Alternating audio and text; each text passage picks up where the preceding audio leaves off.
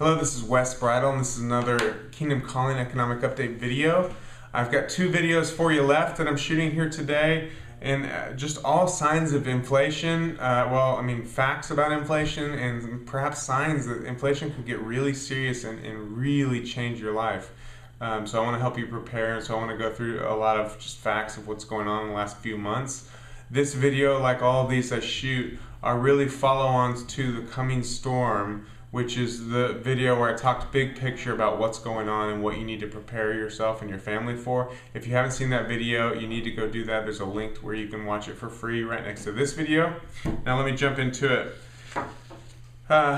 So PIMCO, which is the biggest bond holder in the world, based in the United States, has now sold all of their treasury debt, their U.S. treasury debt, government bonds, and they're actually shorting them.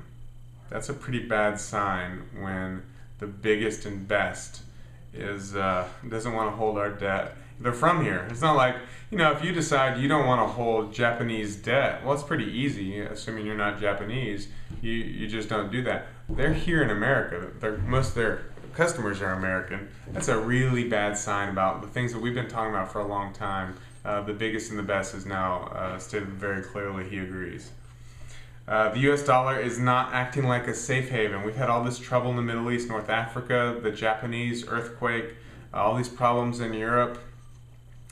Here lately we've seen the dollar show a little bit of strength with these problems in Europe, but generally in some of those other situations we didn't see any strength in the dollar. We've seen tremendous strength in the Swiss franc, which is because people are wanting their money to be kept safe. Usually in the past, when people were scared, they would put their money in the US dollar. That's what happened 3 years ago. That's not really happening right now. Again, in the last couple of weeks we've seen a little strength, but nothing compared to what we've seen historically. That's a really bad sign about the US dollar. There's protests and riots all over the world about food. People are hungry, and when they're hungry, things get ugly. The Fed's buying 70% of treasuries. So the U.S. debt that's being issued right now, the Federal Reserve is buying 70% of it. That ends in about 8 days from the time I'm making this video, maybe very soon or before you saw this video. That's going to have a massive effect on things. It would seem most likely interest rates will shoot up, stock market, real estate market will crash. My guess is QE3 will be right around the corner. China working hard to make the yuan a world currency. They've got trading arrangements in place with multiple different countries now. They're really taking steps to make it the new world reserve currency. There's been reports, I think the number was by 2015, most of their trade would be in yuan. Right now they have to do all their trade in US dollars, as do most of the world. This is a really scary bad sign. Right now, many trillions of dollars are floating around the world, and people like them and want them. But if they don't like them and want them anymore, they come flooding back to the United States, and then the dollars you hold aren't worth very much because everybody's got lots of them. Bernanke has said that the QE3 is a decision to be made later and will probably come late this year. I think that was my opinion I wrote on there. It'll probably come later this year. He's telegraphing that, well, hey, if we need QE3, we'll do it. And he's also tied himself to the stock market going up, which is a horrible stance for him to take. But he's clearly made it evident that he's all about a high stock market. Well, if that's true and the stock market crashes without his money printing, he's going to quickly go back to more money printing. The CPI, the Consumer Price Index, this is a major way we look at inflation in this country, has housing as 42% of the model. So a falling housing market indicates no inflation while inflation is raging. Inflation is affecting most of the things we buy, yet because housing is falling, it brings down that whole number. And again, this is the number I just said they're rigging. In the last video, they're rigging this number even though it's already should be a low number based on what's going on in housing. They still feel the need to rig it. They're talking about that.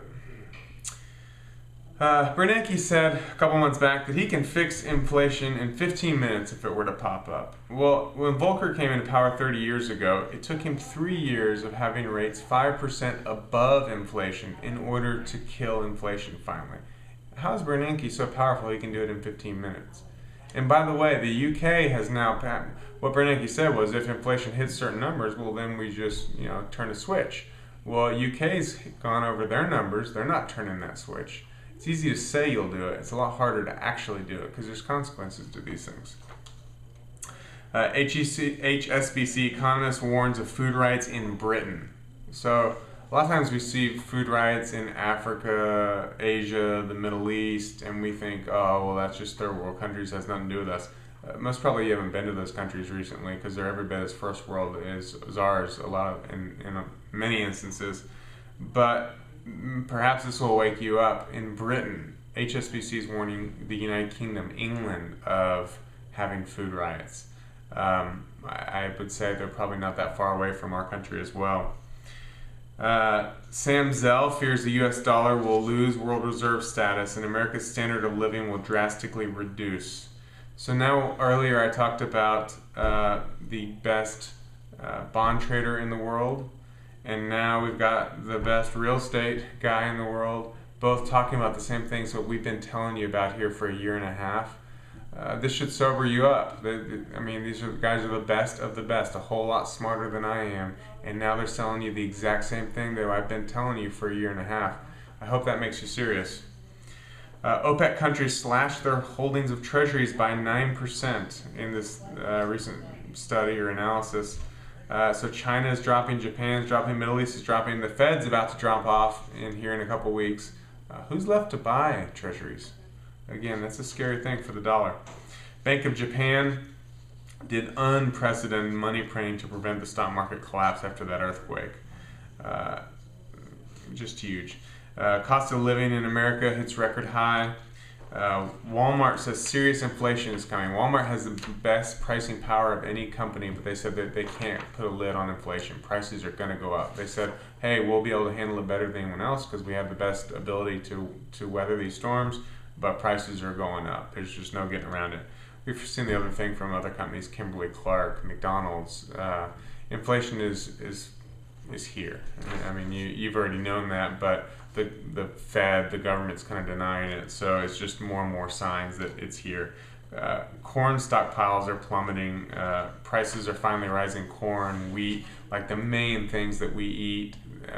Corn really affects the price of cattle and pigs, and so a lot of the food prices that were going up, some of the main ones were a little slower to go up. Well, now they're heading up too, so we're going to feel that. I'm going to stop this video for now, and I'm going to do one more on the same subject, just going through similar things. Again, if you haven't seen The Coming Storm, I really recommend you watch that. It's free right near you.